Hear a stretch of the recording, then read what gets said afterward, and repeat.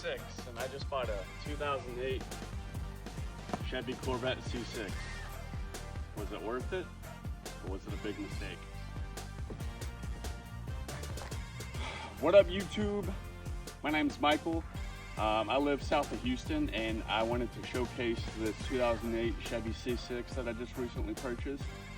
It's got 87,000 miles, and it's got the LS3, which is a 6.2 liter V8 stock that puts out about 430 horsepower, but it's got a cold air intake aftermarket part that's put on, so it gives it a few more horse. I got this vehicle for 19 grand, which is by far the best deal that I've seen in this area for this make and model, for the amount of miles it's got. But the reason I went with the base is because I wanted to be able to customize the car and build it from the ground up, essentially, and kind of put my own twist on it. That's what I like to do with my trucks, my dirt bike, really anything that I buy. So it's got kind of my touch on it. But this channel is going to be all about showcasing the car and informing you guys on whether or not you should buy one or not. The C6 comes with a really strong and reliable LS3. It's got a really nice front engine feel, and the car is very, very quick. It's light and it's quick, and it's very easy to work on. So comparing it to a C7 or a C8, it's up to half the cost with wiggle room to upgrade it or add aftermarket parts if you want. I think this car has around 440 horsepower. It only has a cold air intake added to it, like I mentioned before. I plan on doing future work to it, but these cars there's a big market for them, with plenty of aftermarket parts, and yeah, they're just super fun to rip in. As far as drivability goes, this thing is very smooth. It corners extremely well.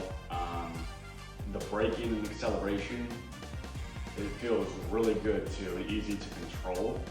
I did notice when I was driving it, the off the gate speed, like off a green light, it's very, very quick. I think it goes 0 to 60 in 4 seconds, or 4.2.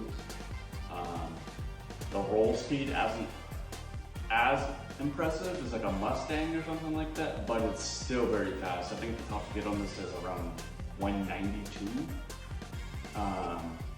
But as far as everyday drivability, it's very easy to drive. It's very easy to park. It's not very big at all.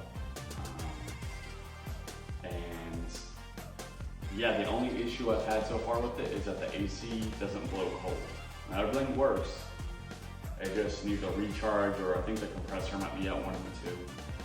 But in this Houston heat, that's gonna be a problem. So at some point I need to fix that. But as far as cruising with the windows down, I get a lot of looks already, people trying to race me, and it's pretty fun. So the verdict on this is that I would definitely purchase one if you are somebody that has time to cruise or work on them, or go to car shows if you want to upgrade them.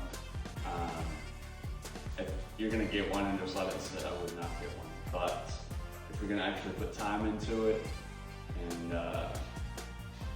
do stuff with it, then it'll be definitely 100% worth buying. Another point to add is that the insurance on this thing, I get full coverage for $75 a month, which is super nice. I guess that's part of it being a good history record for me, but also it being an older vehicle. As far as miles per gallon goes, I get it. The car says I get about 21. Now that's definitely going to go down with how I drive it. But for having a 6.2 liter V8, that is very, very good. But as you can see, it's got the back here that lifts up. And I've got an aftermarket floor mat in the back, which is pretty sick. There's not a ton of room for storage, obviously. It's a sporty car, so don't expect much back there. This one was actually a very good find because it's got the glass top. It's got a cover on it now, but you can remove it and see down in there. And it's tinted too, so for those of you that are pale like me, you won't get as sunburnt. And then here, it's got the reverse hood, which is super sick with the logo. And then here's the engine bay. I cleaned it up a little bit. It's not perfect. There's the aftermarket cold air intake, but it's pretty clean for being a 2008. Can't lie.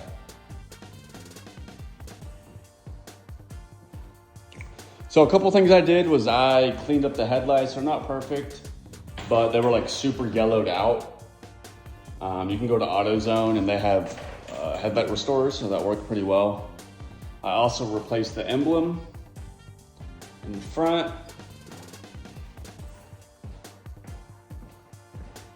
And in the back. They were starting to fade a little bit. So did that. Also, another thing you want to check when you buy these things is to check and see how old the tires are. Mine are about a year old, but it's super important that you check those because they start to deteriorate after a few years, especially, you know, if they've been sitting around, you never know.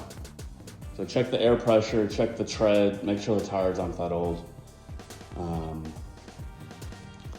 Yeah, and then as far as the interior goes, it's a little tight in here, so for you tall guys, just beware. Probably won't fit super well in here. But I got the passenger seat, not a ton of room. As you can see, I've got a backup camera and a screen installed in mine, so that was nice. Speedometer goes up to 200. This car is super fast. And it also actually has a manual mode with the paddle shifters. No clutch, but you can drive it manual if you want. Which is very fun because it pulls pretty hard on the downshift. And then, yeah, that's pretty much it. Nothing else to it. I'll get a startup video for you guys next. That's it for this video. If you guys wouldn't mind liking, commenting, and subscribing, I'd appreciate it. There will be more videos to come.